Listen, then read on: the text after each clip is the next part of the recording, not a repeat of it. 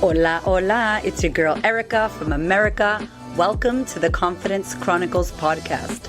This podcast is all about helping you stand in who you are. Stop giving a fuck what people think about you. Start standing as your fully expressed self.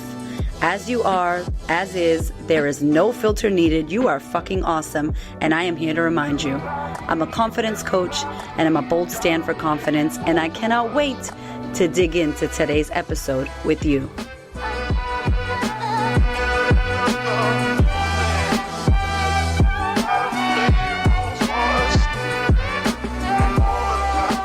Hello, my love. I am so happy that you are here on this episode. It is one of the biggest episodes that I think I will do ever. And we have a very special guest today. Hola, hola. It's your boy, Hamish. Hamish from Melbourne. My amazing husband is with us today because he is going to explain the conceptual side of things. And he's got a lot to say about this. And we're talking about this recently. We've been doing a lot of work with couples in our Power Couples Mastermind group. And it's so incredible and it's so in-depth. And I really wanted Hamish here because he has kind of created a framework that we're working with. And we may even do a course around, or we may do an event around it once we can get out of COVID. And it's big. And I think it's going to affect so many of us. And I know for myself, I had a real big issue with validation. You know, before moving to Australia, I was a bikini model. I was in music videos, and I looked the best I think I've ever looked. And still, it was where I lacked the most confidence in myself, where I seek the most validation, still didn't feel good enough. And externally, I had everything going on for me that I thought I ever wanted, but yet still there was a void that was not to be filled. And so this is something that I myself have struggled with a lot. So when we come to you with this episode, it's with deep love and deep care, because we know that this information can help you, especially if you know yourself, you're out there seeking validation from people, seeking to be liked, seeking to be told that you are good enough. This is a topic that most women really, really struggle with. We are not good enough. We don't feel good enough. We're seeking our parents. We're seeking society. We're seeking men, women, whoever to like our photo on Instagram, taking 50 gazillion selfies until we get the perfect one, supposedly, so that we see how many people approve of our image, and on diets and all this shit that we deal with. So, I want to introduce you to my gorgeous and amazing husband, Mr. Kramer. Hello. And just on top of that, I think all those things that you just said, babe, is exactly what men feel as well, which is, you know, like seeking validation, trying to prove things to their parents, trying to get attention, or maybe they do it in different ways, and maybe they portray it in different ways. But I think at the core of it, even men are seeking validation. Maybe it's validation through sex, maybe it's validation through having enough money, having a nice car, body image. Body dysmorphia for men is now one of the biggest rising issues for young men. You know, so I think a lot of these things we tend to think of are as solely women problems, but from what I'm seeing, definitely with my coaching work, and also by working on myself, I was a big people pleaser. Yeah. That these issues are shared by both men and women, and that it's not exclusive to one particular gender at all. Yeah, and it's interesting because this podcast, right, I talk to women or anybody identifying as a woman, but when we have Hamish on, especially today's episode, this is an episode that we can publish on both of our podcasts, because quite literally this is something that, as you said, men and women, men and women deal with this and struggle with this. And we wanted to talk about it because we see it in our work as a couple. We see it in our work individually. You know, you're coaching men and working with men, and you are always at the sisterhood events seeing what women go through. Yeah. You've been actually really privy to a lot of information with women even before I met you, because of your training and working with women and studying what we kind of go through and deal with. And Hamish has studied a lot about, he knew more about my bleed than I did when I first met him as my personal trainer. I'm like, oh shit, okay, you know your business.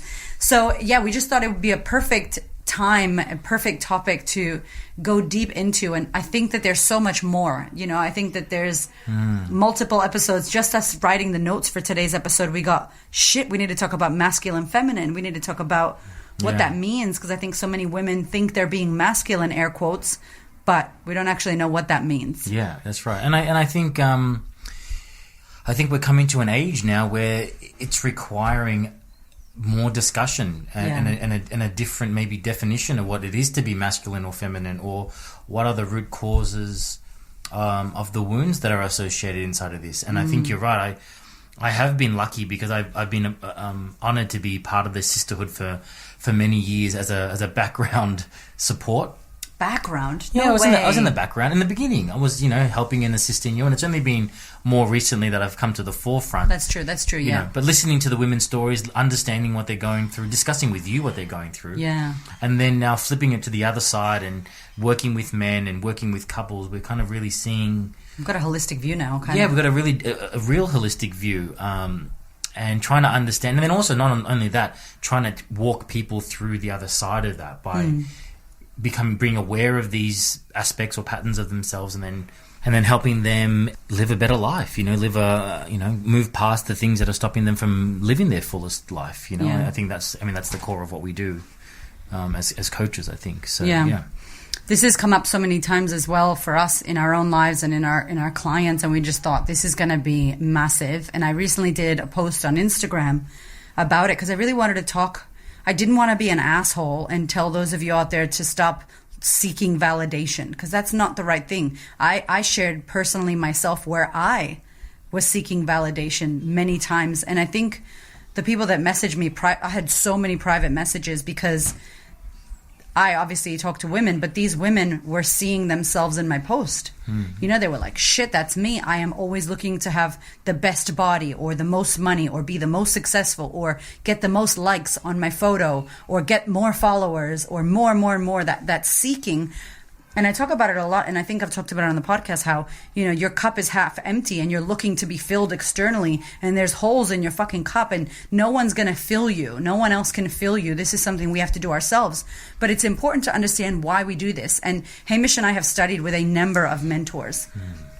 We've read so many books. I think we're at $112,000 together, how much we've spent on personal development, mentors. Not that I'm counting, right? I am. We're looking at how much we've invested in ourselves because we know the ROI, what it's been able to do, not only creating, a six-figure business, but also our lives and what we get to do and how we get to teach our children this.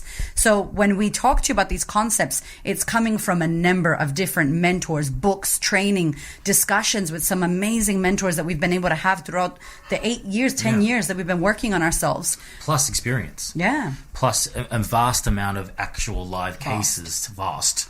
Like a lot of people can say, yeah, you've had the mentors, you've had the training, you've done the certification, but then there's the experiential part of it where we're bringing this work to real people and getting their feedback. Does that resonate for you? Does that work for you? What if we change this? Does that impact your life? So I think what I love about us is that, yes, I read 24 books last year, and we keep wanting to learn, and we love the learning part of it, but we're also privileged to have people that Real trust studies, us who allow us to work with them to get the best results out of them, and we've seen changes It's been inside of incredible. them, or that aha moment come for them when we've talked about these ideas and concepts. Yeah. So I think what would be good is if you talk to us about, because Hamish explains this really well. We do this as well in the sisterhood a lot. I think we talk about this in our ego module, in our ego day. Yeah, ego and alter ego. We talk about this. So for the shout out to the sisterhood ladies, if they're listening, shout out to my sisters. And we're going to go in depth here and probably take it to a next layer. But it'd be interesting for the listeners to hear, where does this seeking validation stem from or come from or start from in just a general overall aspect? Well, I think if I can take a step back, I think the reason why I've been working on this concept for some time now is because of men. Because as I was saying to you, men really want to understand why, or they want to know the details. Practical. They want practical. Yeah. So you can't really approach coaching for men, this is just in my experience, with too much, how do you feel, and does it feel like this for you, and it's talk to me. Like it's a different language. And I did notice listening and understanding the sisterhoods and the way you coach. Yeah. And then understanding what worked for men and what didn't work for men. And I realized that most men, when you coach them, are skeptical already. Well, I think women are quite open to coaching, or they're quite open to what's going on inside them. They have more of a framework about their emotions and what's going on, while men don't. Yeah. And you need to prove to them first that you know what you're talking about, or you've almost got to present the science Yeah. before you get them believing you first. Because I think they might think, this is a lot of hocus pocus. This is hippy dippy shit. Yeah, emotions and feelings. emotions. Yeah, whatever. I don't see the point. So I think this journey of mine has led me because I'm like, how do I connect to men quicker? Because that's not how you work. That's not how I work. Even though you're a man, like you I don't know, work like I don't that. work like this. Yeah. I actually get the emotional side and work really well with that. But That's why I you're realize, but I realize that I had to convince men, and if I haven't got an explanation of what's going on that they can understand, a concept in which they can understand, then I lose them, and then it sounds like I'm just talking about, hey man, you just need to talk about your feelings. As one of our recent clients in the Power Couples thing, spiritual garbage. Yes, yeah, exactly right. And obviously at the end you didn't feel like that, but it was funny to hear why most men don't want to do couples coaching or any coaching. It's like, I don't want to be psychoanalyzed. I don't feel my feelings. This is spiritual garbage. And it's like, wow. And obviously at the end, they had a remarkable transformation, him especially. But it's just, yeah, you're right. It's funny that they just really push away from, but I think you said they don't have a framework, which is huge. Yeah.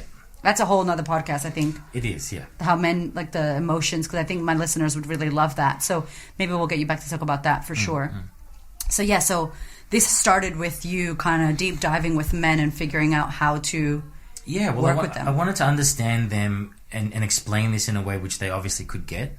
And then I wanted this concept or formula I wanted to test it. So I wanted to see, okay, where does this go? And I think when I was sharing with you, I was looking at the other end of it. Like, where do we end up?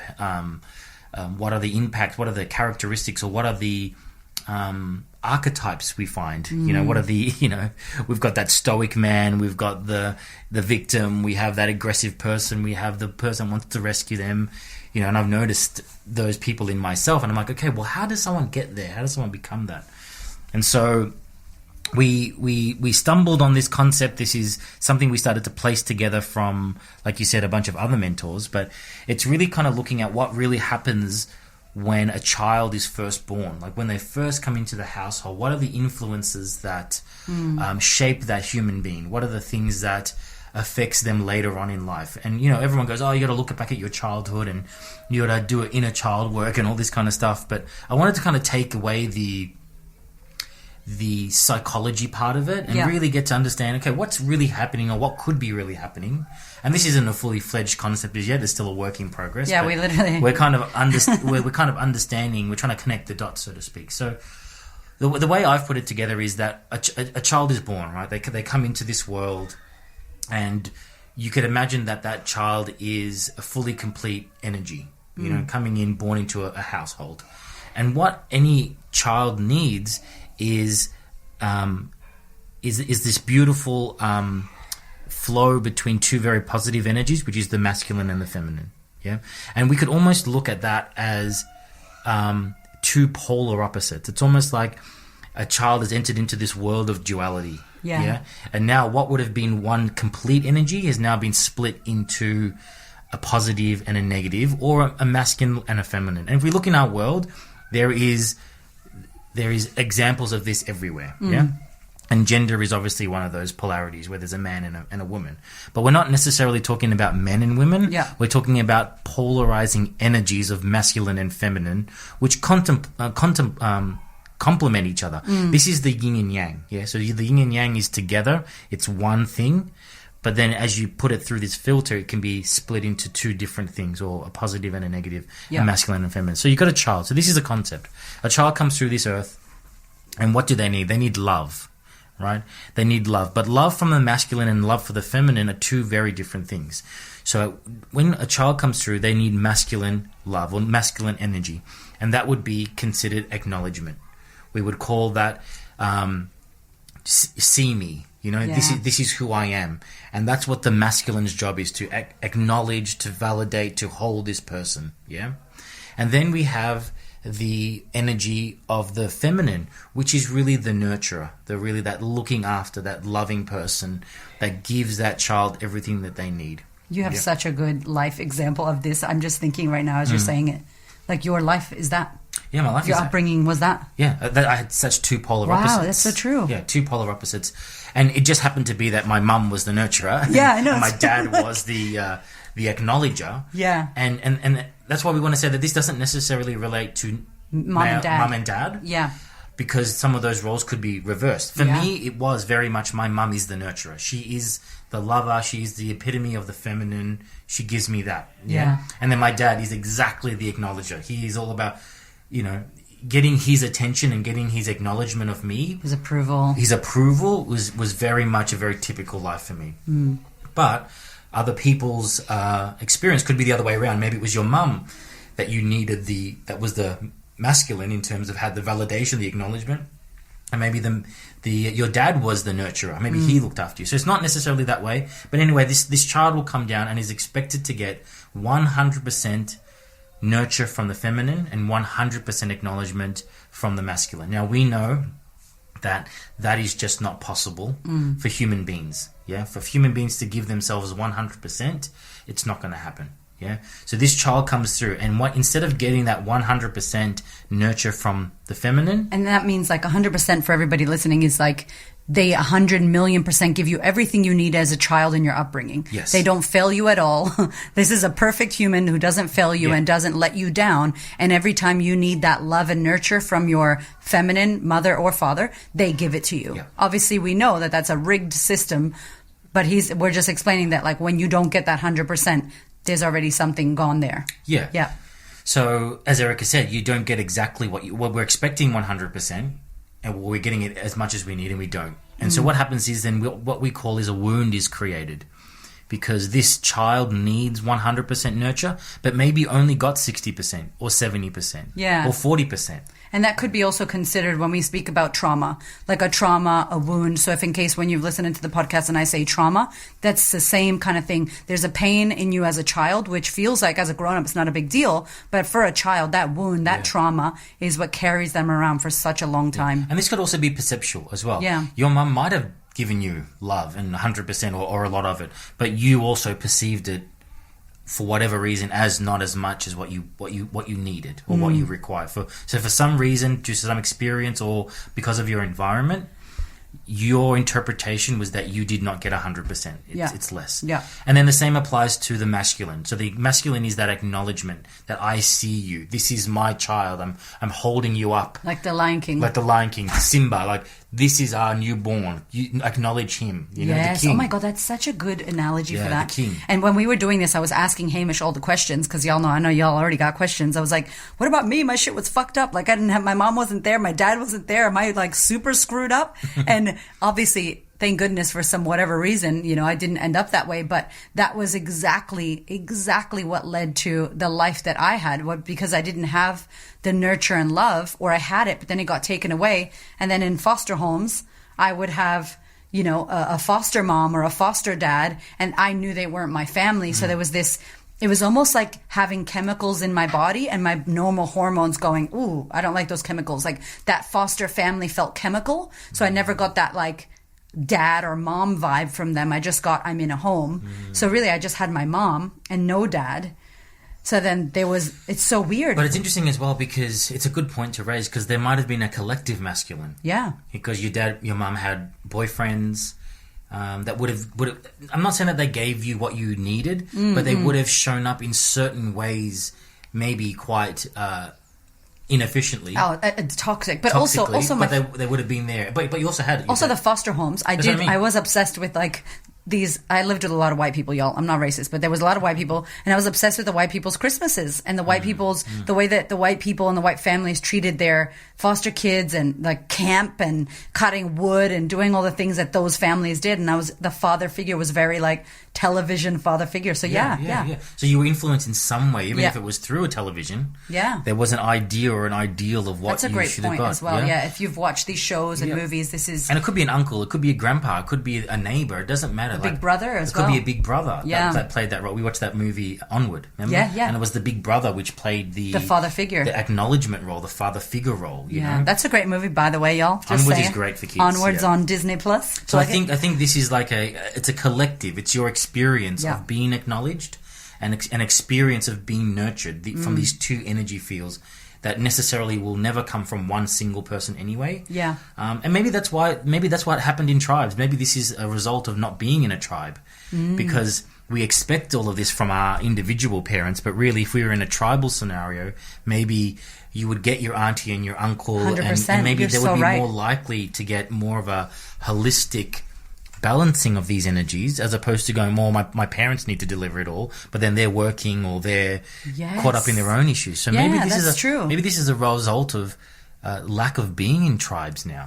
Because they say when a newborn baby was born in a tribe, there was 16 adults. That's right. And the mother would only have the baby for like 7 hours out of the day. Correct. The baby would be with everyone else. And that's really true. It's 100% true, actually, because they would have all these different qualities. And we're seeing now we've been stuck with not stuck, but we've been in isolation and quarantine with our family, and really seeing our children be with their grandparents and the grandfather teaching them things that in a way that we wouldn't teach, but also is important for their development and their respect and That's right. all and of then, that. And then Matt, my brother, Yeah, what he yeah. teaches them, 100%. and what he in that side of it, you Yeah, know? Uncle And then Matt. he has certain qualities of feminine and masculine energies, which inside of Yeah. him, which then Wow, it's so he interesting. teaches, And you know, when you said something earlier about not getting, for whatever reason you didn't get 100%, or for whatever reason you needed something and you didn't get it, I want to say that in this time you can be influenced through school, because I remember being in primary school, like elementary school, and seeing other kids' moms, and straight away knowing at 5 years old or 4 years old that my mom was different, and wishing that I had a different mom, like wishing that my mom was AKA, or air quotes, normal. Like I want to have a normal mom like them. So I think that stuff does, besides us going, why does it happen that way? The pressures, the society, the comparison, even from when you're 3 years old and you know it's my toy. Like from that moment, these are the things that we look around and we see, oh, my life doesn't match the TV show. Yeah. My life doesn't match my friend at school. And that's what our brain's doing, isn't it? We've talked about this before. A child between those ages of 0 to 7 is literally copying patterns. Yeah. It's making patterns, it's making comparisons, it's categorizing it for its survival. Yeah. It's understanding its world. It's, we know kids at that age, they literally copy, like a 3-year-old. Yeah. They're just like sponges. They take in exactly what we're dishing out. They'll copy us word for word. They walk like us. Their mannerisms are like us. Because the brain is just taking in so much data. And you're right, these expectations in society, our movies, our videos, our TV programs, what our community is set up like, are all having an influence. So all of a sudden we get these, this is different to this. This is our expectations. This is what a mum should look like. Yeah, exactly. This is what the TV mum looks like. How come my mum's not like that? So there is a programming that happens very early. Conditioning, and it's for survival purposes. That child is going, I need to understand this world as quickly as I can so that I can survive in this world, So I think moving on from there, what happens is, as we can obviously see, that this child, this human that comes into the world is never going to get that 100% nurture from the feminine and 100% acknowledgement from the masculine. And what they end up doing now is going out into their world trying to fill that gap. Ooh, that is big. Yeah. So let's say you got 60%. We're making up numbers. 60%. So you're out there. If you only got 60% nurture from the feminine during your childhood, you're out there looking for that 40%. You're seeking it, because if it's not at home, it must be somewhere outside of you. So off you go into the world trying to fill that 40%. And we were talking, it's like some of the kids that are like, Daddy, look at me, Daddy, look at me, look at me, look at me, look at me, I'm doing this, are you watching me, And like kids do that already, but like maybe I know I've seen kids do it excessively, and you're like, wow, like they're just literally seeking attention, validation, to be told they're good enough, pretty enough. Wayne Dyer talks about this, by the way, in depth. In depth, he talks about how he doesn't want to give his kids the gold star, and how he actually was like, what does that mean? When the daughter would come home with a gold star, like, look, Daddy, I got a gold star. He's like, so who cares? Like, not in that way, but he'd be like, that doesn't mean that you're good because your teacher gave you a gold star. And it's so, I remember listening to him before we had kids, right? And being like, shit, what a great thing to teach your children, that the gold star, the A+ is not your worthiness. And I can already see in myself how many times I've tried to make that means I'm smart, that means I'm good, or it means I'm not smart. Absolutely. Yeah. Absolutely. And then in vice versa, in the masculine, if we didn't get that acknowledgement from the masculine, if we were seen and not heard, make sure, if the family's like, as long as I see you, but I don't want to hear you, that kind of acknowledgement is taken away. Or maybe your dad wasn't there, and you didn't get that acknowledgement of a masculine, of being acknowledged as something important. Then you're out there in the world trying to fill up trying to top up. And what we're starting to see is that this is what ends up filtering into traits and behaviors Yes. and I guess shadow work when we're later on in life as we move through these phases. Can you say just to people listening who are not really familiar with shadow and what that means, just so you guys understand, if in case? Well, I think for me, shadow is, without getting too much into it or too complex, is this child that has come through that doesn't get what they need. So like we just said, that child didn't get that nurture. It's only got 60%. So it's that 40% that they're looking for, or they didn't get the acknowledgement of the masculine, and it's that extra 40% they're trying to look for. I think the fact that they don't have that is so painful that they can only create a second self or a second version or a social mask in order to keep functioning. Like ego. Yeah, so I guess this would be kind of the birth of the ego in some respects. Yeah. And I don't want to tarnish the ego because I don't think it's a bad thing. Yeah. But I think in order for this child to get through society, to grow, the pain of not getting what it needs is so great that they go, well, I have to split. Who do I have to become? Yeah, because then they go, cool, now I have to create this person who I need to become. Yes. So then it's easy to wear that social mask. It's easy to go through and pretend to be somebody else so that you can then disconnect from the pain that you didn't get, the pain of not getting that energy. Does that make sense? So now you can function as a person. And this is that thing that Tony Robbins talks about. He's like, who did you have to be for your mom or for your dad? This is it. Like, And I go back to that question because that was a big one for me, because I'm a very driven person, very driven by success. I wanted to be successful. I wanted to achieve a lot of things. I was always trying to good at school. I was great in sports. I was always reaching the high levels. And anyone would look at me and go, "That's great. He's ambitious, and that's a great characteristic to have." But when I looked at that, and Tony Robbins asked, put that question out, who did you have to be? Whose love did you crave the most? And I had to be like, I crave my dad's love the most. And then it was like, who did you have to become? And I was like, I had to become successful. I had to achieve things because my dad was the masculine energy of acknowledgement. So the only way I would get my dad's love was through acknowledgement. Or attention. Through attention. So I had to achieve things. And he would be the type that if I bought him my exam mark and it was B, he'd be like, why didn't you get an A? For him, it was just never enough. Yeah. And I noticed that in my life, my achievements were never enough. Because after a while, I wasn't looking to my dad for the acknowledgement, because after a while, you just get over, I'm not going to get that from my parent. So now I'm out in the world looking for that acknowledgement. I'm looking for the accolades, because that will give me the acknowledgement from the people around me that I need. My peers, my friends, my work colleagues, women, So I'm out there trying to be successful. Yeah. And it was a really interesting point because I had to really come to terms with what's driving my ambition? Is it a drive that is in alignment, where it's a healthy ambition, or is this an unhealthy ambition? And I think that's what I started to realize, that some parts of my ambition were unhealthy because it was leading me to become very narrow-minded. It led me to become a workaholic. And these kind of other traits, and ignoring my emotional state or ignoring other sides of me, because I was so driven to be successful. Like, this success is going to give me the validation that I so desperately needed. Yes. Yeah. Wow. Yeah.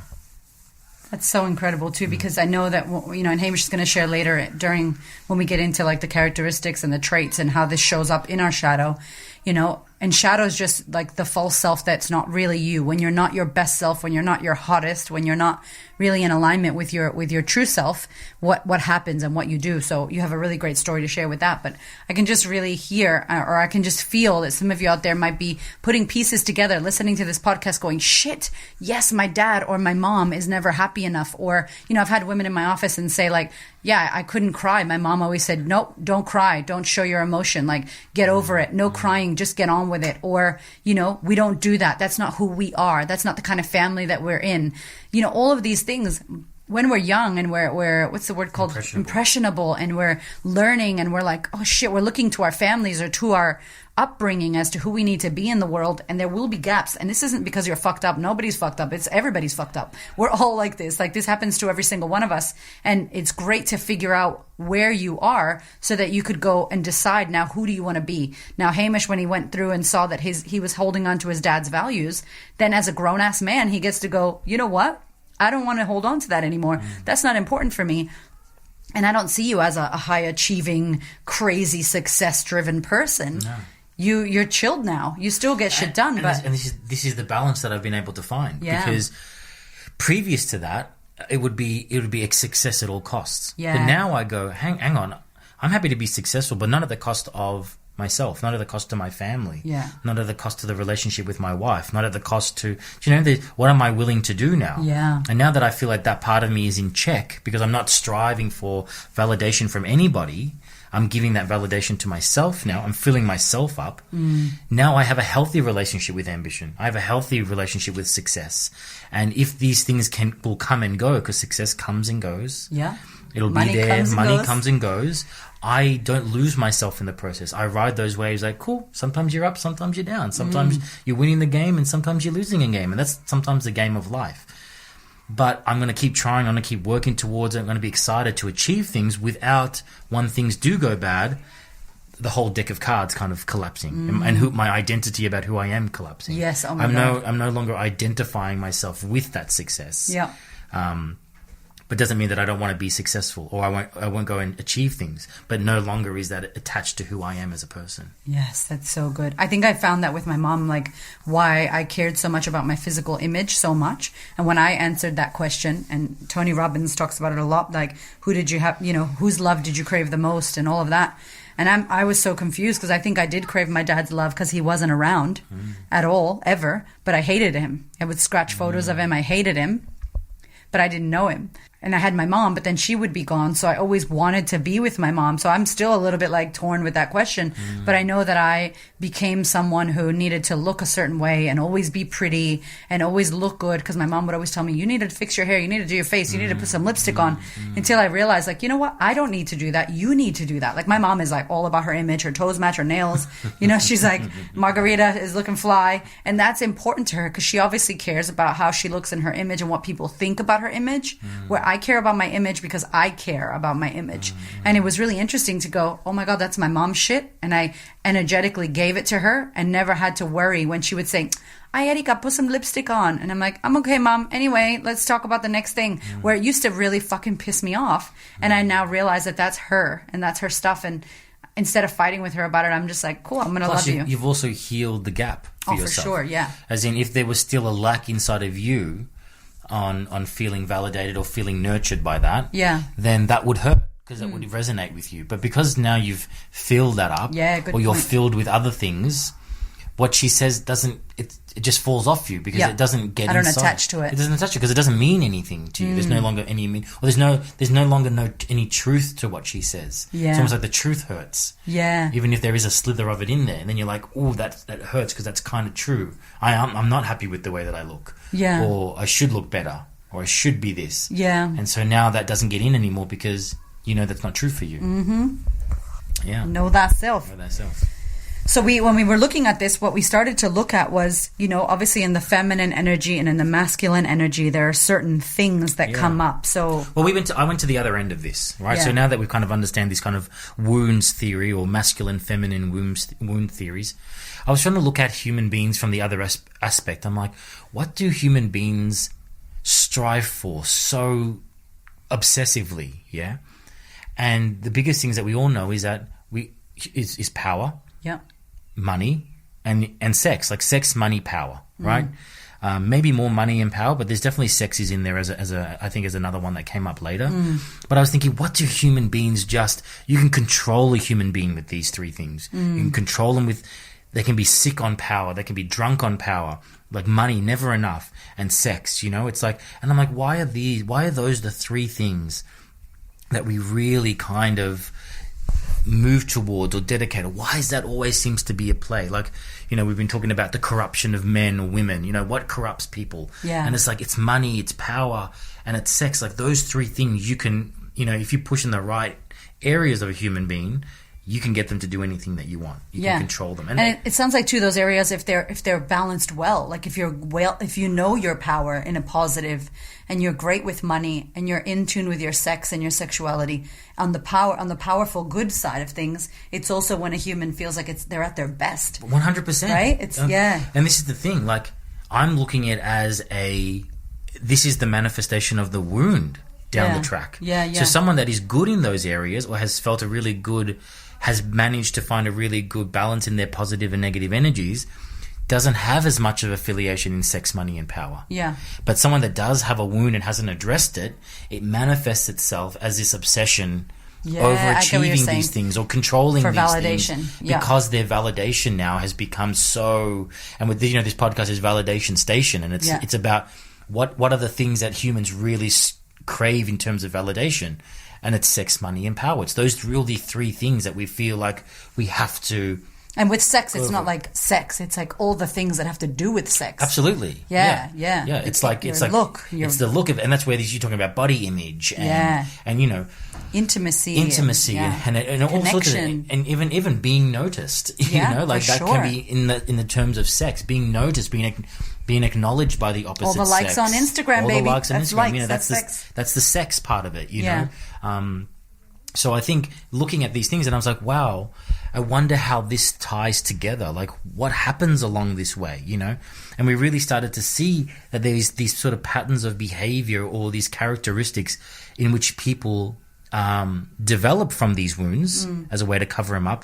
And it usually ends up them having issues with, sex, money, or power. Or this is where the validation station kind of kicks in, because they're really drunk, wanting to get more power. They're like I said to you before, my drive was ambition. So you can see that's a drive for power. That's a drive for acknowledgement. Yeah, to be, am I good enough? And if my dad doesn't think I'm good enough, who will? When I met Hamish, he had I think 70 sessions a week in personal training. So he was making $100,000 as a personal trainer, which most personal trainers make like $33,000 a year, And so obviously great that you're busy, you got money, but he was burned out. And we're going to talk about the traits and the characteristics, but and it was for what? Like, it wasn't really giving him happiness because he didn't look truly happy. Yeah. But it's like, Hamish is the busiest trainer. My son is making money. Yeah. Who cares? They still don't care. I did a podcast, you guys, on seeking validation from your family.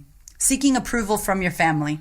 This goes really well with this. If you have issues around that, please listen to that after this. So I think if we come back to these masculine and feminine energy ideas, and one is the nurturer, one is the acknowledger, and you can see that inside the acknowledger and the nurturer, there is validation. That's the core of it. In both of them, there is validation through nurturing. So when someone nurtures you, you feel validated with that love. When someone acknowledges you, you feel validated with that acknowledgement, with being seen in that way. So then when we look further down and we look at money, sex, and power, we can see how they're manifestations of those very wounds. So power, what is power? Why does anybody want power? So that they can have that control, so they can have acknowledgement, so that people can see me. So when we say power, we're saying like social status. We're looking at, Celebrities. Being celebrity, having power over people, being the CEO, being on top of the chain, politicians, the president, like influencers, big high level, and having this kind of power. There's also a level of control that they want inside of that, because it's like, cool, you're going to know me because you're going to see me because I can control you. I have power over you. There is this kind of twisted way in which the acknowledgement becomes like, well, if you're not going to acknowledge me, I'm going to force you to acknowledge me. And this is like in that masculine is what we're talking about. This is masculine. This is the manifestation of that kind of wounded masculine energy. Yeah. Becomes this obsession with power, because once there's power, you think about it, no longer do I have to worry about you acknowledging me. I can force you to acknowledge me because I have the power, or I am powerful. So you have to acknowledge me. Right. And then we were kind of looking at, okay, well, money, what's the obsession with money? Well, you can see with money, it has kind of both the same thing, and even if you look at power, there is a nurture in power. If I'm powerful, then it's the accolades. Look at me, nurture me with your affections, nurture me with your love. I become attractive to you. And I really resonate that from the men's point of view, because how many men are so willing to look for power and social status to look good to attract the affections of women, I know that's a simple example, but it's true. It's very true. It happens. Like, that's why we buy the flashy cars. That's why we wear the nice suits, to look powerful, to look successful, in order to get the love and affections, or the nurture, from the feminine. So that's what we're kind of doing. Then if you look at money can have this, again, that dualistic approach to validation. Money can be seen as a powerful thing to do. It gives me power. So these two kind of interchange with each other, money and power.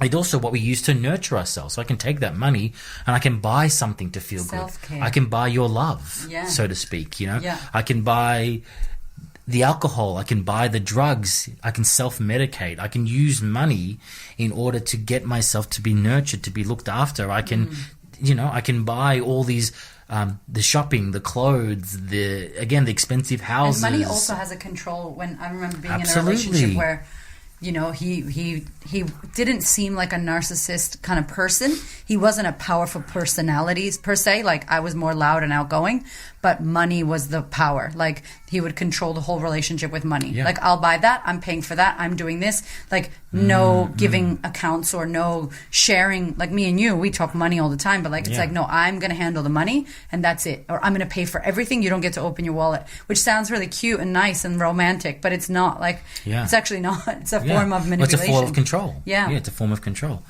And then again, sex being that final one is really the epitome of nurture. Because really, what are we looking for sex? That acknowledgement. I mean, so that intimacy. But there is an acknowledgement in there as well. You know, there's like the Do you want me? I'm exactly. I'm attractive to you. You want me. I'm desirable. Yeah. And so sex can be that manifestation or that need for it. And I hear sex as well has power. Absolutely. Oh my God, power's in everything. So see how these kind of three things Yeah. really interchange, and if you tie it back, you can really start to see where these nurture and acknowledgement, these two kind of energies, Yeah. which haven't been given to this person, you can see how they go out into this world and end up becoming quite addicted, because now they're looking for that gap to be filled with power, with money, with sex, which is other people are dishing out. And I guess this is a great time to talk about how couples come together, because this is what we found out in our couples relationship. Yeah. When you have these wounds, you're often finding a partner which complements you in these wounds. Yeah. So if you're lacking in nurture, you know, you're likely to find a partner Yeah. who gives that nurture to you, you know. And then if you're lacking in the masculine of acknowledgement, then you're looking for a partner that gives you that acknowledgement. Yes. And what we're seeing in the couples, which is probably another podcast, is Yes. that manipulation of energy, because it's you know, one energy in two minds, because they're trying to manipulate the other person for their resources, for their energy. You Yeah, know? and obviously this is manipulation that goes so unseen.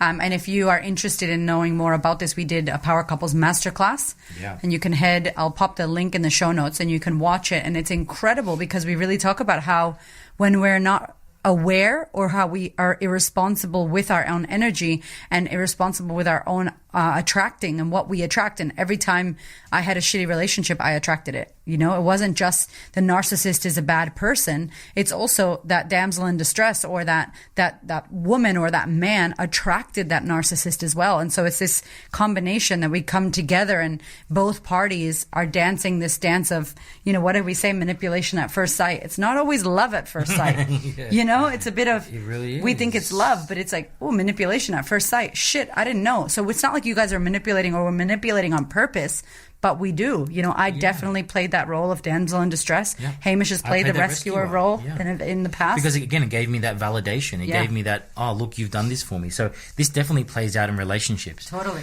But what we want to do is really go through and describe what happens in the masculine and the feminine, or what it looks like in the person. And don't forget, this is very general.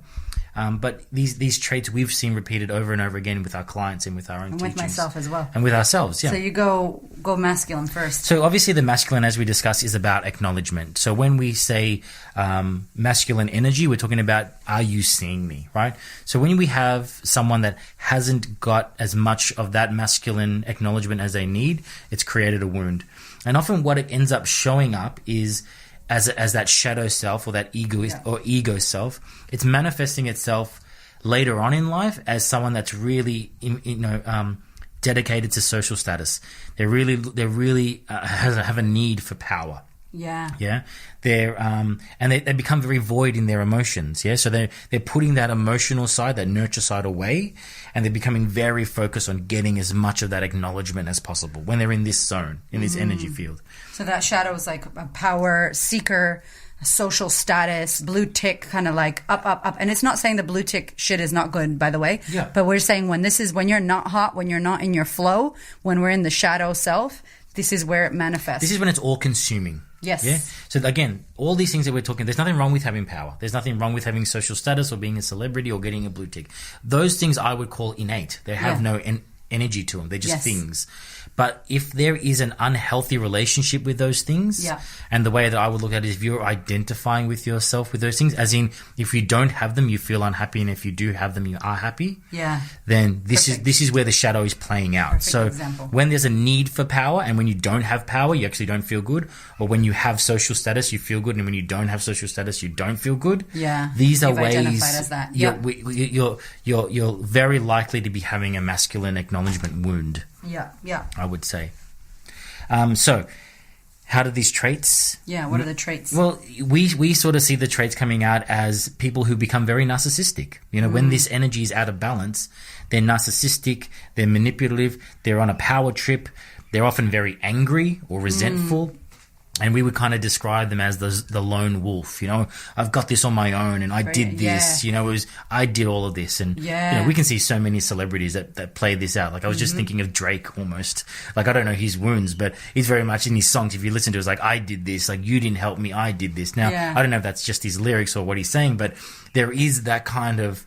I'm the greatest. It's about me. And look, this is not an attack on Drake at all. I love his music. We fucking love Drake, by the way. Drake, shout out to Drake. But the persona that I perceive from him, he could also be seen as very narcissistic. He could be like, it's all about me, and I'm the big guy at the top, and I'm the celebrity. Like he could be like that. That's a really good thing, if you don't mind, to bring up, because we see celebrities, we see rappers, we see famous people, and I now, and Hamish as well, whenever we see anyone, we look beyond the visual that you get to see. So we don't go into the comparison of people because we don't believe what we first see. Not because we don't want to, but as coaches, you're designed to go, that's not really the forefront. That front at the front is not really it. There's something beyond that. And so in a really neutral way, judgmental. We ain't trying to judge either. Fuck that. Like I'm doing my thing. I'm trying to write my book. I'm trying to get on Oprah's couch, and I have my reasons for that as well. But it's like you see this stuff and you start to pay attention to how people show up and why people got the bling bling and the Gucci and why they work so hard, and they're like, I'm the hardest worker, and I want people to say that. Why? Because when you were 7, your mother or your father or your grandma or your auntie or somebody on the playground did some shit, and you spend your whole life trying to prove that person back then wrong in your future, and that person don't give a fuck. And in your future, that person doesn't exist anymore. And it's so crazy to think about it, because maybe you listening can think of people. Maybe you are one of those people. I definitely was. But you can start thinking about celebrities or actors or models or famous whatevers who you've seen do this, or even friends that have done this. Friends, for sure. Yeah. And this is as a side note, and taking it to another level, then there's really industries that structure their businesses around these insecurities. Yep. You know what I mean? Like, there will always be a more and more expensive car to buy. There always will be an expensive chain to buy. There will always be... Do you know what I mean? Like the next level of the next level. There is also a society that is also glorifying these things, glorifying having the cars and the necklaces and being a celebrity. So we have this culture. The ostrich, Louis Vuitton ostrich seats in the Bulgari. Exactly. It's already expensive. There's always going to be something else you can buy. Like, there's never going to be enough. So. And by the way, right? Like we want to say, like me and Hamish are not material people. We just aren't. It's not my jam. I've never liked it. I've had friends try to offer things. I don't like it. It's not my vibe. It's not Hamish's vibe. But if you love Gucci and shit, don't worry, boo. Like, that's cool. Like, do you. We're not saying that Gucci and shit's not right. But what Hamish said, and I'm going to repeat it because it was so fucking fire. It was like, if you are identifying with these things, like I have a $5,000 handbag, therefore I'm cool and I'm good enough. And if I don't have any labels, I'm not good enough, or I'm not who I know I can be. That is the fucking flag, baby. Exactly. That's the red flag. When you look at your bank account, if it doesn't have a certain number, and this happened to me in the beginning of my growth, because I was a broke bitch from Boston. I didn't have shit. And I was like, if my account doesn't say that, I get stressed out. I would physically, my heart would beat, and I'm like, babe. And he's like, what's wrong? I'm like, the money, there's not a lot of money in there. He's like, who cares? We don't need money right now. I'm like, I know, but I like when there's money in my bank account, or else I get stressed out. And he's like, what? Like, chill the fuck out. And now it comes in, it goes out. I pay shit, I buy shit, it stays there. It doesn't mean shit about me. There's no meaning about it. Yeah. Yeah. And it's true. Like I used to be that with cars. Like you remember when we first met? I your love, shoes off. and I do love cars. I have a love for cars. I love little hot hatches like Volkswagens. I've always had one. But there was a period when I was growing up where it used to represent me. It was the kind of the cool thing, you know. It was like, oh, that guy's successful, or that guy's cool. He's got a really nice car. It's lowered. It makes a lot of noise. Now I couldn't imagine anything worse, but you know what I mean. And I remember crashing that car once. This is back before I knew you, and it devastated me. I'm like, oh my god, I crashed my car. And not to say that I'm going to crash my car now, but I couldn't care less now. Yeah. You know, like we've got a new car and the kids bump it and then it's a nice car, right? Because you hit it. And you know, the rims are scratched to all hell. I remember scratching my rims and being so upset. I remember scratching the rims of this car that we got and looking at you like, oh, fuck. And Hamish is like, babe, I don't care. And I'm like, I just don't care anymore. And that's not who I used to be. I used to be so concerned. Like my car was like my house. It was polished every day. I used to clean the engine. I used to vacuum it every weekend. Being a parent makes you not give a fuck. It does. And it's not to say that you can't enjoy that, right? But if things were wrong with the car, it would really affect my happiness. Yeah. And once I let go of that, I can still enjoy a car. Now I was looking at YouTube at the new R32 and the new Golf, the new R. And I can enjoy it without going, oh, I have to have that. Or and else I'm not. Yeah. Until I have that, I'm not going to be happy. Yeah, yeah. And I can enjoy looking at that car. I can enjoy looking at someone else having that car. Yeah. And go, you're happy for them. I'm happy for them. Yeah. I'm so happy for them. That's also true. But like it when doesn't want, I don't, there's no need for, and look, I might go out and buy that car. Yeah. But it's not because someone else had it or because I feel like I'm missing out on something. But that's so true that you said, like, well, you would be happy for these people. Because sometimes I did a podcast just recently about jealousy. And that jealousy comes up because you feel like they're better than you because they have it and you should have it or else you're not good. Back again to the wound. There is a trauma. There's a wound. There's something there. It's a bit of a charge, something for you to look at. That's a really good point. And that's where comparison, judgment, it's all envy, related. like it all comes up. So going back to the masculine, you know, so they're narcissistic. They end up being manipulative people on power trips. They can be very angry. Now let's be clear. This is a real twisted version. This is the worst case scenario. Worst case scenario. And everyone might have degrees of this throughout their personality. It can manifest in terms of behavior as alcohol and drug abuse. So behavior, yeah. So this is the behavior, how they act. It leads to burnout and overworking, blaming others, numbing out, not taking responsibility for their actions. It can also lead to anxiety. And I think if you think of anxiety as worrying about the future, you know, this is kind of ties in masculine acknowledgement ties in with anxiety.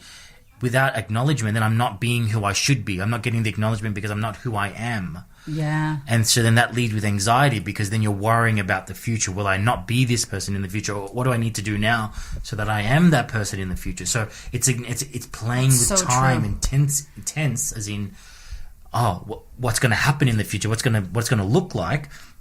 You can really, if you start, you know, connecting these dots together, you can see that there's a relationship. There's some sort of correlation here, you know, between this kind of I want acknowledgement, I want to be successful, and anxiety instead of what's happening in the future. Yes. You know? Okay, so confession time for me, because something just came up for me there that I thought I should confess, and this will relate back to exactly what you said. So I had a running story recently, because me and Hamish, when we first started this business, we really struggled when our second baby was born. It makes me want to cry still, because we couldn't fucking buy bread. Like when I tell you that we struggled to find coins, to pay for things, we were fucked, you guys. Like it was the worst. The car seat, seriously, we were looking under the car seat. $2 under the car seat to buy bread for these kids. And I'm not trying to sound like, we were homeless. It wasn't like that. But for us in Australia, I already had lived a hard life. So we were living a good fucking life in a nice place, nice car we just bought. But we were fucked at the time financially, and Hamish's business was fucked because it was a gym and it was Christmas time and nobody works out on Christmas or here in Australia.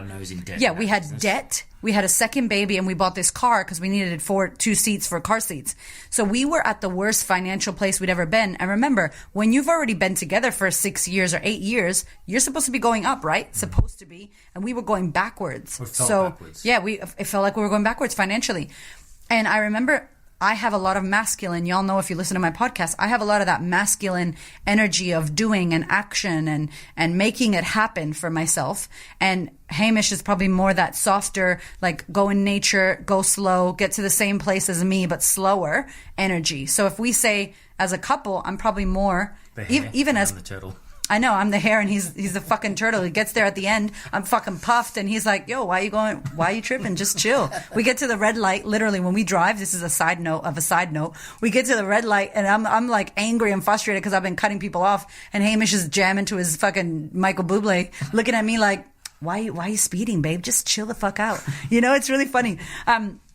So just an example of this, like I remember working that first year in my business so hard and we made fucking 6 figures. We killed it. It was incredible. That energy helped me. But then year 2, I was carrying that energy into year 2 and Hamish had to like shake me and like, whoa, babe, yo, we're all right. We got money to buy. We can buy bread. Chill. Like we could fucking buy a bakery. Like what's wrong? Like why are you going so hard? And I had this secret underlying belief. And it pops up from time to time. I'm not going to lie. While I've been writing my book, it's popping up. Yeah. Like, I don't want to be there again. I don't want to be broke again. I don't want to not make it again. Am I going to really make it onto Oprah's couch? Am I really going to be like Tony Robbins level for women? Like, maybe I'm not. Maybe I'm not smart enough. I'm just a ghetto girl from Boston. Like, all that shit. So it makes me get anxious. And it makes me angry. And I used to do the behavior of drinking alcohol, right? Numbing out as a way of doing it. Overworking, me. That's me. Yeah. So you guys, let's use Erica as the toxic masculine for the example, because this is really, if I'm honest, when you're talking about it, fuck, I was there. I was really there, and it was a bullshit story that I had to Byron Katie and manage my mind. But that was definitely, and that affected us because then I was just working, and you were like, "What the fuck, man? Chill." Yeah, sorry, I had to like keep it real there. Confession time. Plus, we also had kids, so then I felt, well, I have to fall back into that nurture role because we've got 2 kids that we need to look after. So it's like, then we're like polarizing ourselves. And we were fine. Like I was making up that we weren't okay. I was going into the future projecting that we were going to be how we were in the past, which made no sense. We had money in the bank. Shit was flying. But I was worried. I also then stopped doing stuff in the business. Yeah. Remember, I started, I have to take care of the kids. Yeah, wow. And then all of a sudden, I'm not doing manfulness. I'm not looking after alter ego, remember? And then you're like, man, you got to get up and do stuff. And I'm like... I'm fucking watching these kids. But I'm trying to clean the house and look after kids. And again, that's my... I've got to be careful because that's my next... Because I'm the next one. I'm the like... I'm just going to be the rescuer. I'm going to take care of the family and nurture, and then I'm going to I'm not going to follow my purpose, which is that's really the masculine is like this is the acknowledgement of the present. Yes. You know what I mean? So you guys can see like that's masculine, right? We're going to go into feminine. Hamish is going to explain it, but just so you can see. I love examples. Y'all know I'm an analogy lover, but that's a great example because that's what was happening for us, and now. You know, I know you've got stories as to the rescue and all of that, but hopefully for those of you that, you know, have heard that, you get what that is. Like that's the toxic masculine. That's what happens. That's how you identify. Those are your traits and that's the behavior that you show up like. Yeah. And now moving to the feminine. So we talked about this same kind of concept now. The feminine being the nurture. So really, you know, that caretaker, that lover, that... You know, feeding you, taking care of you, nursing you. Looking after you, Nursing you, yeah, exactly. So we really feel like when people didn't get enough of that, they're looking for more of that. They end up creating a shadow of the victim. Really, it's a victim because they're like, poor me, I didn't get enough love, or you know, feel sorry for me. I need love, self-pity. It really kind of manifests in that way. If not that low, the next level up from that would be a rescuer, where maybe they're a little bit more active and they're off trying to help everybody, trying to nurture all people. Yep. And really what they're trying to do is they're trying to nurture all people because they want that nurture back. That's the martyr as well. It's the martyr. It's really the archetype of the martyr. Or because they're also wanting validation. They're wanting that acknowledgement.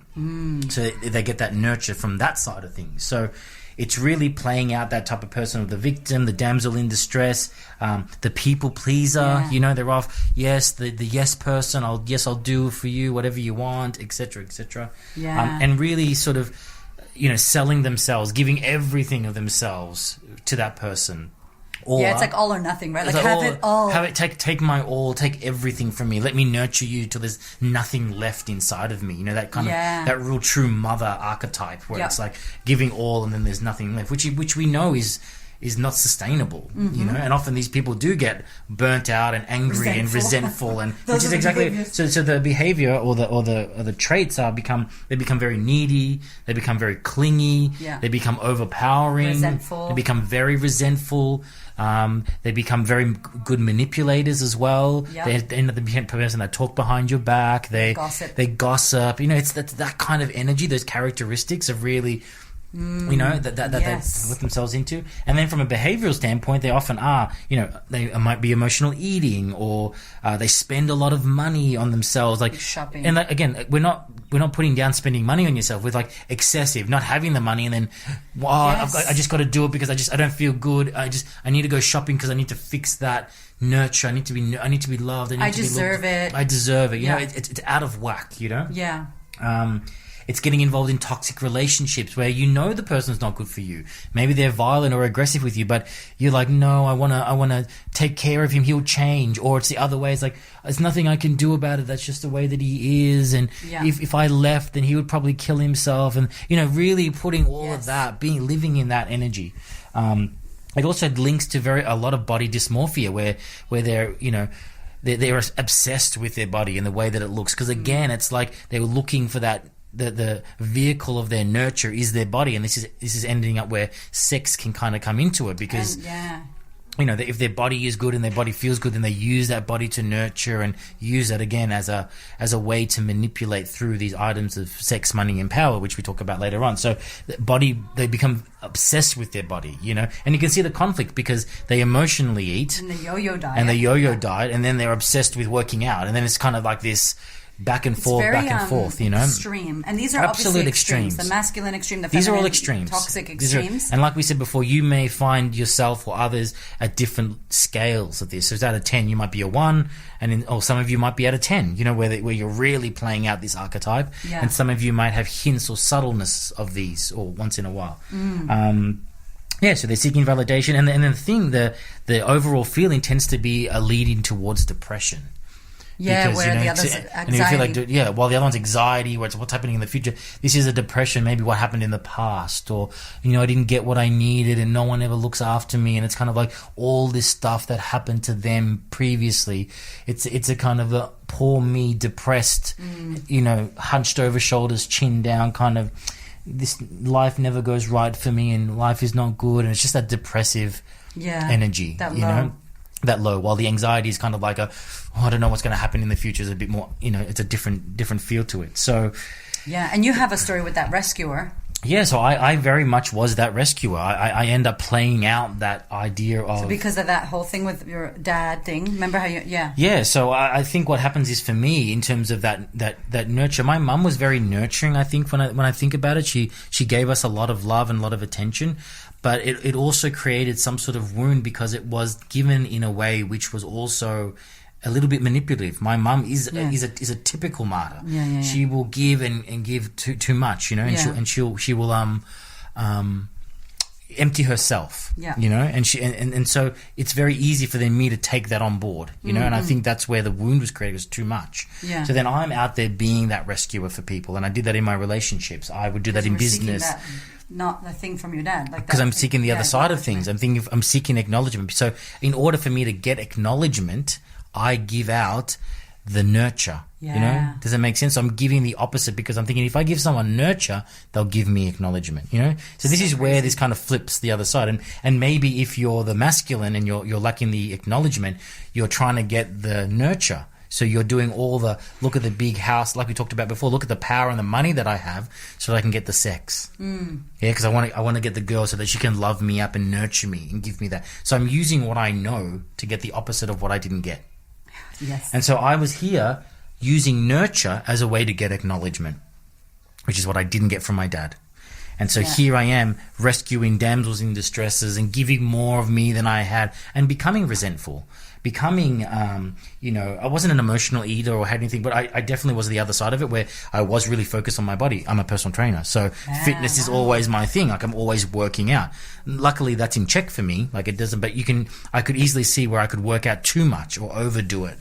Or become obsessed with nutrition, with your body, obsessed with it. Like it was all about my, and to be honest with you, that really was what I was like growing up. It was all about my look. I used to dress well. I used to always have the 6-pack, and that was a really important thing for me. And I do remember like going out and drinking and eating too much and feeling bloated and actually feeling really not good about myself, being out in social scenes because I felt like I didn't have a 6-pack anymore because I'd eaten too much. Do you know what I mean? Like, and that would be what was on my mind. You know what I mean? Wow, as a man, and so and definitely be leading to bouts of depression. Like no one loves me anymore, and feeling breakup really hard, and getting involved in toxic relationships where they knew these girls weren't good for me or the right ones, and sort of, and then needy, clingy.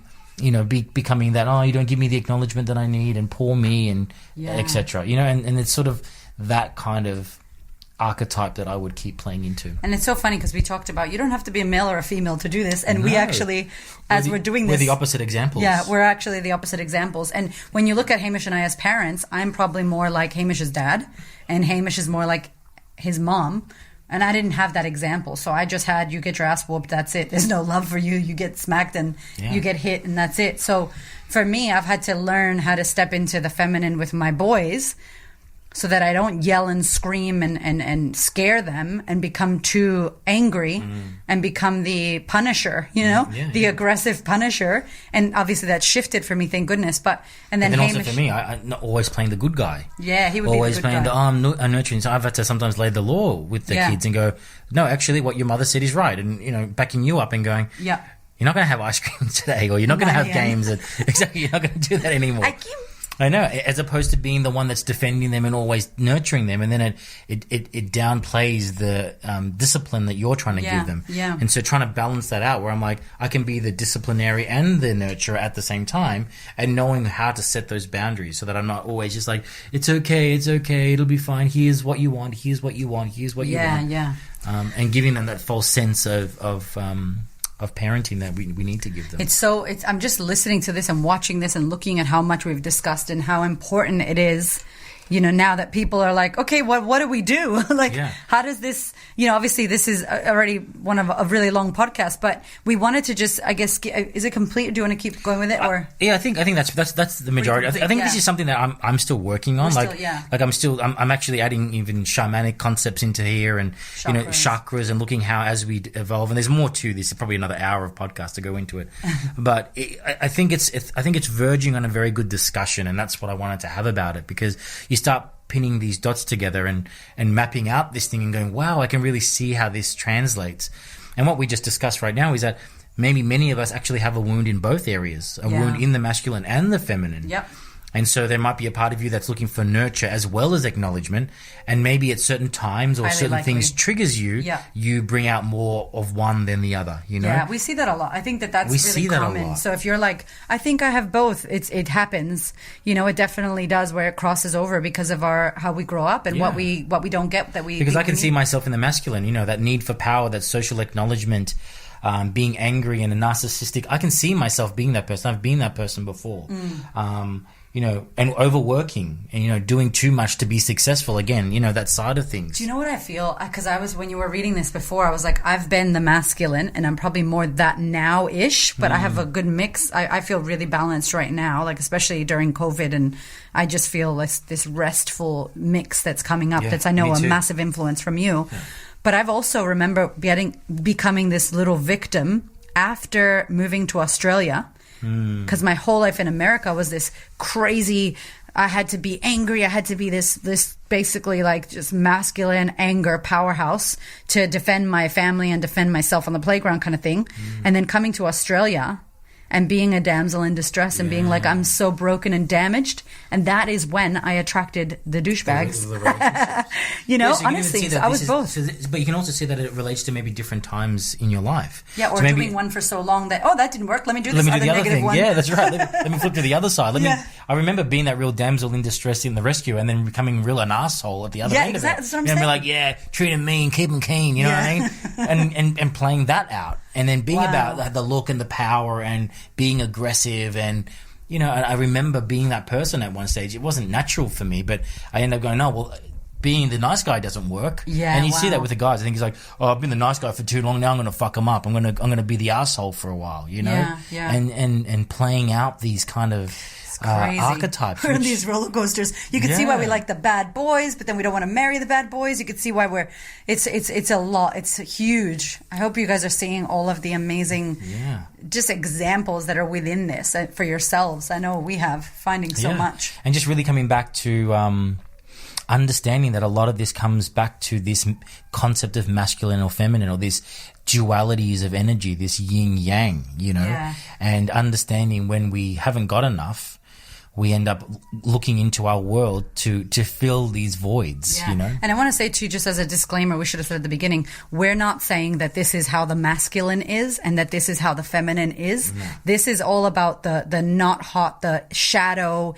ego, kind of almost the negative, non-helpful side of things because of a childhood wound or a upbringing wound or an adolescent wound. So if it wasn't when you were 5, maybe it was when you were 14. Whatever it is, this is about the side when we're not good. So this is not us saying this is the feminine, this is the masculine. No. Also, there's a whole nother podcast that we need to do around what does that mean? Because I remember seeing our shamanic healer, both of us share the same healer, and me saying, you know, I've just been in my masculine. And he looked at me and was like, whatever that is that you think is the masculine is not the masculine. And I was like, oh, fuck. And this wasn't long ago, right? This was pre-COVID, like this year. And I kind of like felt like bitch slapped by my spirit guide over here going, that is not masculine. So to all my female listeners who think, no, I'm just being masculine right now, trust me, if you're identifying as masculine, you probably don't even have an understanding of what the masculine is, because I feel like the masculine takes a nasty hit, and it is not. And some of y'all out there know about feminine and masculine, and hopefully you're agreeing with this, because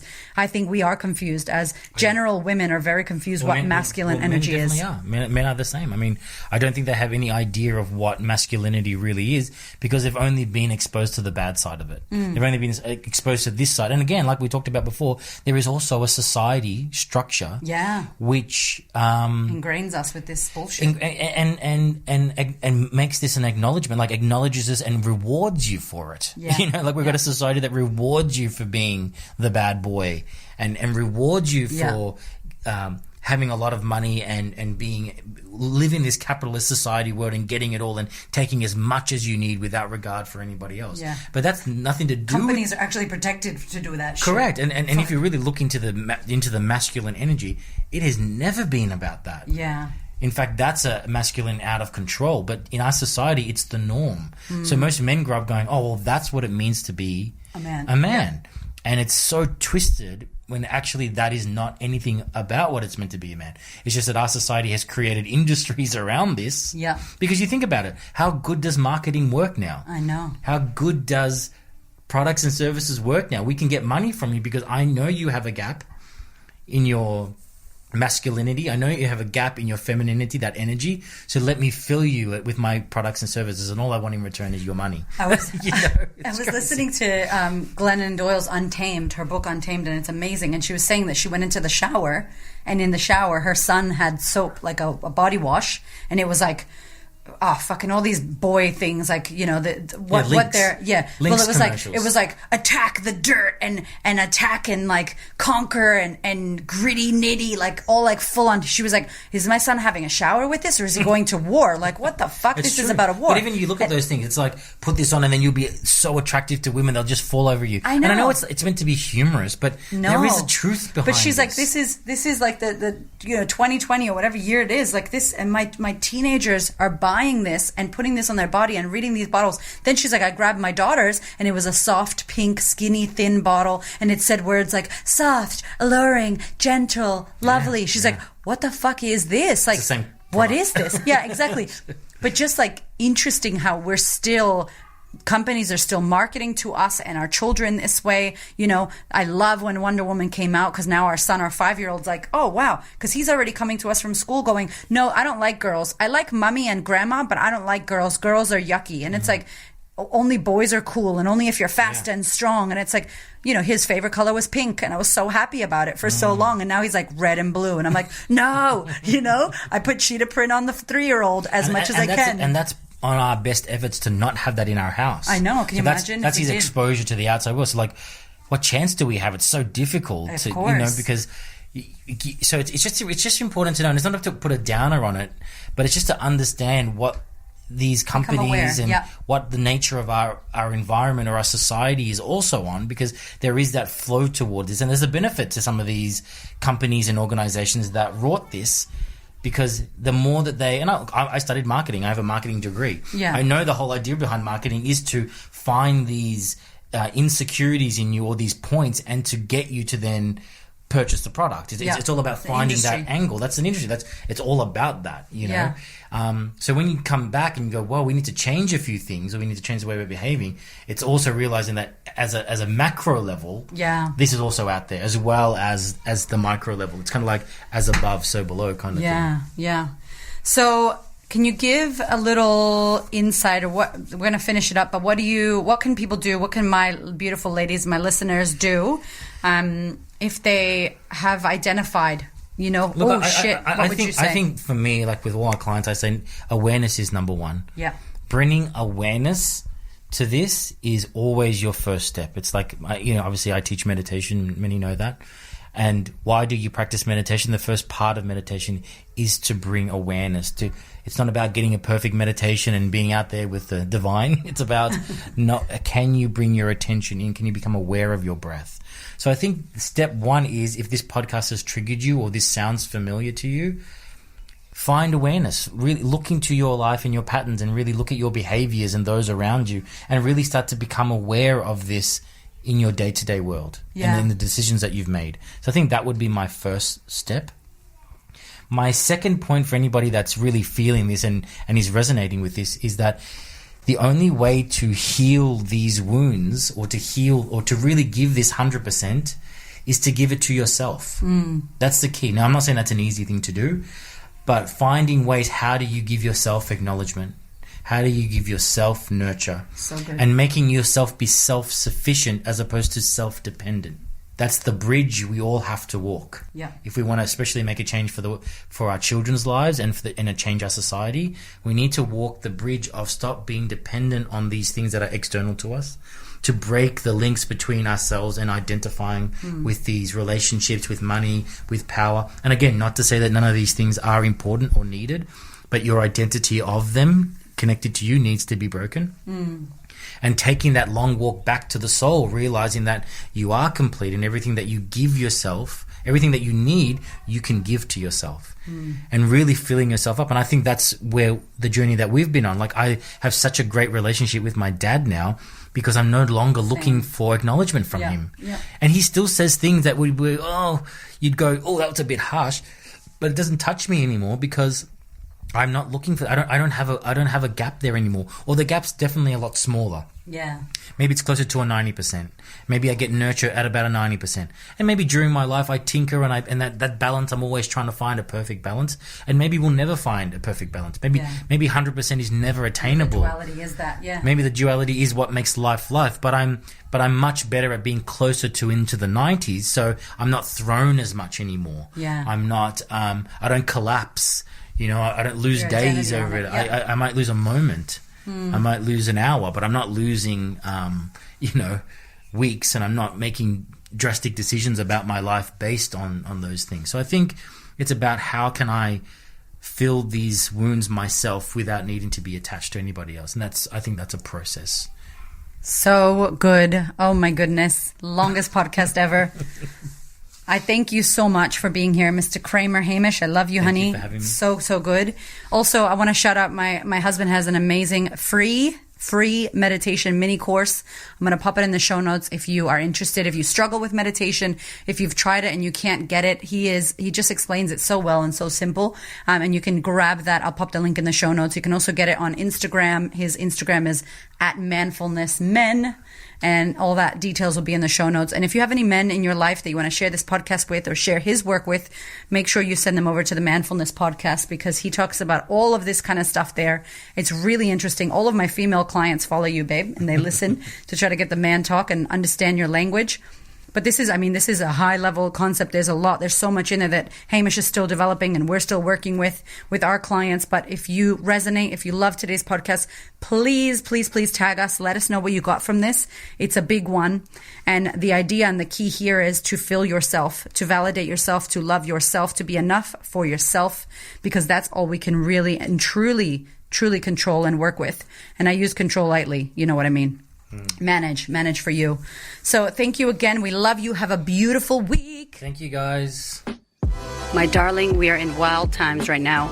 And in order for you to manage your mind and boost your immunity and be level-headed instead of panic, I want to invite you to consider online training, to consider joining a community, a sistership where you are going to be held, where you're going to be supported, where you have a safe space to unravel, and with all this time at home, you can actually better your life and work on yourself. Good news as well, I have now done a 12-month payment plan for the online sisterhood.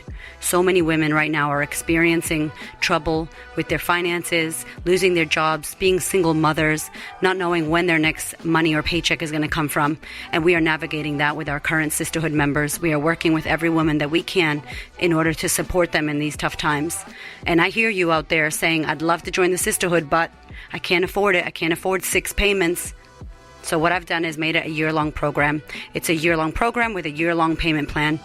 I really, really want you to consider if this is the time for you to join the sisterhood and work on yourself. It is available to you now. Let's do the damn thing. Thank you so much for listening. I so appreciate your ears, your time, your energy, and your attention.